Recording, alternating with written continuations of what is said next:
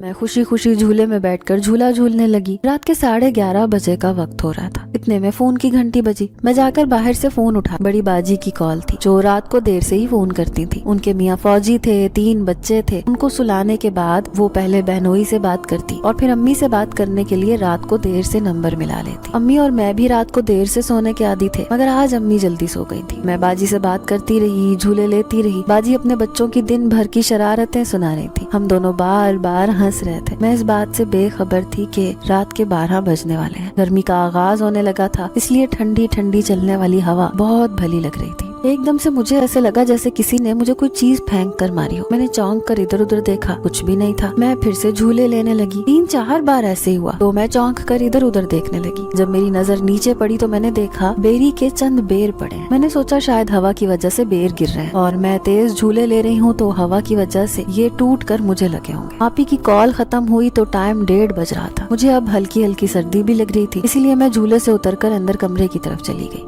मुझे ऐसा शोर महसूस हो रहा था जैसे कोई पत्तों पर चल रहा हो। मैंने सोचा शायद कोई बिल्ली हो। मैं जाकर सुकून से अपने बिस्तर में दराज होकर ड्रामा देखने लगी। मेरा इरादा था कि फजर पढ़कर ही थोड़ी देर सोऊंगी। एकदम मुझे लगा जैसे कमरे की खिड़की पर किसी ने दस्तक दी हो। मेरे कमरे का दरवाजा अंदर से बंद था। खिड़की पर रंगीन शीशे लगे थे। मैं थोड़ी परेशानी से खिड़की की तरफ देखने लगी। अब मुझे बाहर से चूड़ियों के शोर जैसी आवाज आ रही थी। मैं परेशान हो गई। वैसे तो मैं बहुत बहादुर थी, मगर रात के इस पहर इस तरह से आवाजें। मैंने फोन को साइड पर रखा और खुद पर आयतल कुर्सी पढ़कर दम की और फिर मैं सोने के लिए लेट गई। मुझे जरा सी देर में ही नींद आ गई। अब मेरी आंख फजर की अजान पर खुली। मैंने उठकर वुजू किया तो अब्बू भी उठ चुके थे। वो दोनों भी नमाज पढ़ने की तैयारी में थे। हम तीनों ने नमाज पढ़ी, तिलावत की। फिर अम्मी जाकर नाश्ता बनाने लगी और अब्बू की आदत थी कि जब भी सुबह को तिलावत करती थी तो वो अगरबत्तियां जलाकर घर के बैरूनी दरवाजे पर लगा देती थी। ये आदत मुझे मेरे अब्बू से मिली थी। अब्बू ने जाकर दरवाजे पर अगरबत्तियां लगा दी। नाश्ता बन चुका था। हम तीनों ने नाश्ता किया। उसके बाद अब्बू तैयारी करके स्कूल के लिए निकल गए। मैंने अम्मी के साथ जल्दी जल्दी थोड़ा काम करवाया। अम्मी कहने लगी, बेटा रात को सोई थी? मैंने कहा नहीं अम्मी, फौजिया बाजी की कॉल आ गई थी, फिर थोड़ी देर जाकर सोई थी। ऐसे ही हल्की फुल्की बातें करते हुए सुबह का सारा काम खत्म हो गया। तभी दरवाजे पर दस्तक हुई तो अम्मी दरवाजा देखने चली गई। कोई पड़ोसन थी। अम्मी उसे लेकर अपने कमरे में जाकर बैठ गई। मैंने 2 कप चाय बनाई, ले जाकर उनको दी। बहुत भली औरत थी। उसकी बातों में कोई भी चालाकी नहीं थी और सबसे अच्छी बात कि उसने मेरे चेहरे को लेकर कोई भी बात नहीं की। शहर में तो मैं किसी के सामने भी नहीं बैठ सकती थी, क्योंकि लोग घर आते ही सबसे पहले तरह तरह के मुंह बनाकर मेरे चेहरे के दागों के बारे में पूछने लगते। हर किसी को जवाब देते हुए अम्मी भी दुखी हो जाती, इसलिए मैंने इसका हल ढूंढ रखा था। जैसे ही दरवाजे पर दस्तक होती मैं अपने कमरे में जाकर बंद हो जाती। मगर ये गाँव के लोग बहुत सादा थे। मैं उनके पास थोड़ी देर बैठकर उनके लिए दाल चावल की तैयारी करने लगी, क्योंकि यहाँ पर गैस नहीं थी, तो इसलिए अब्बू ने सिलेंडर का सिस्टम शिफ्ट करने से पहले ही करवा लिया था। थोड़ी देर में मैंने दाल चढ़ाकर चावल भिगोल कर रख दिए और खुद जाकर अपने कमरे का चक्कर लगाया कि थोड़ा बहुत वहाँ भी देख लूं, कोई छोटा मोटा काम हो तो कर डालूं। मेरे सरहाने के पास मोतिये की कलियां रखी थी। मैंने ये सोचा कि शायद अब्बू नमाज पढ़कर जब सुबह की सैर करने के लिए गए थे तो शायद तब उन्होंने लाकर रखी हूँ, क्योंकि मुझे बहुत पसंद थी। मैं अक्सर ताज़ा फूलों को अपने कमरे में सजाए रखती थी और फिर जब जरा मुरझा जाते तो उन्हें कपड़े के अंदर बांधकर अपनी अलमारी में रख देती थी, जिससे मेरे कपड़ों में हर वक्त ताज़ा फूलों की महक आती थी। फूल बिल्कुल ताज़ा थे। मैं मुस्कुराई। शहर से आते वक्त मैंने जो भी फूल लगा रखे थे वो पड़ोस की आंटियों को दे आई थी, क्योंकि इतनी दूर सफर में गमलों की टूट फूट का अंदेशा था। अब मुझे ये इंतजार था कि कब अब्बू थोड़े फ्री हो और वो मुझे दोबारा से फूल और गमले ला कर दें, जिससे मैं अपने घर को सजाऊं। और इन चीजों का बेइंतहा मुझे शौक था।